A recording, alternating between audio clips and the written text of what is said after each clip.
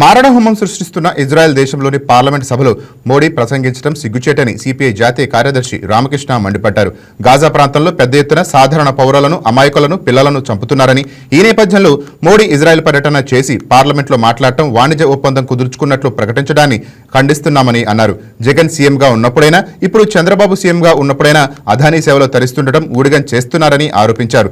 ప్రతిపక్షంలో ఉన్నప్పుడు ఒక మాట, అధికారంలో ఉన్నప్పుడు ఒక మాట మాట్లాడుతున్నారని ధ్వజమెత్తారు. కల్తీల అంశంలో దోషులను కాపాడేందుకే అధికార పక్షాలు ప్రయత్నిస్తున్నాయని రామకృష్ణ తెలిపారు. చెప్తా ఉన్నా, ఇవాళ రాష్ట్రంలో బడ్జెట్ సమావేశాలు జరగడంలే. ఇది బడ్జెట్ సెషన్ కాదు, లడ్డూ సెషన్. ఇది పక్కా లడ్డూ సెషన్. బడ్జెట్ సమావేశాలు దాదాపు 3 లక్షల కోట్ల రూపాయల బడ్జెట్ పెడితే ఆ బడ్జెట్ గురించి ఏనాడైనా మాట్లాడుతున్నారండి? ఎవరైనా మీ ఎమ్మెల్యేలు మాట్లాడరు, మంత్రులు మాట్లాడరు, చివరికి ఫైనాన్స్ మినిస్టర్ కూడా లడ్డు గురించే మాట్లాడతాడు. ఫైనాన్స్ మినిస్టర్ బడ్జెట్ గురించి ప్రవేశపెట్టి బడ్జెట్ పైన చర్చలకు ఆహ్వానించాలి, అందరినీ అడగాలి, మీ సూచనలు ఇవ్వండి అని చెప్పాలి.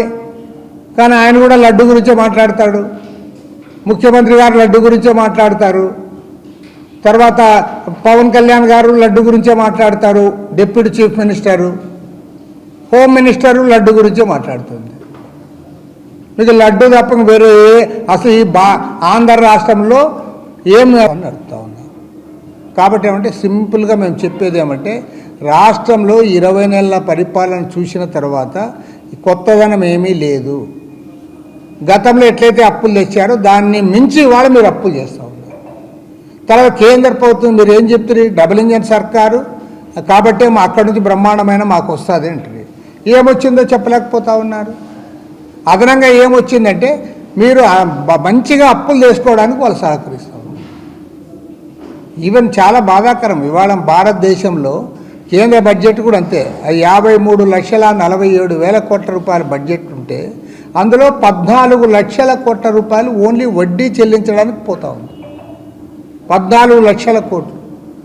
ఇవాళ నువ్వు రాష్ట్రాన్ని కూడా అదే దాన్ని ఆ స్థాయికి తెస్తూ ఉన్నావు. దాన్ని మించి ఇవాళ నువ్వు ఏదైతే బడాయి బడ్జెట్ అని చెప్పావో ఆ బడాయి బడ్జెట్ తప్ప ఇందులో కొత్తదనం ఏమీ లేదు. ఇది అప్పుల బడ్జెట్. అప్పులుంటే తప్ప ప్రభుత్వం నడవలేని దుస్థితికి చేరుకుంది.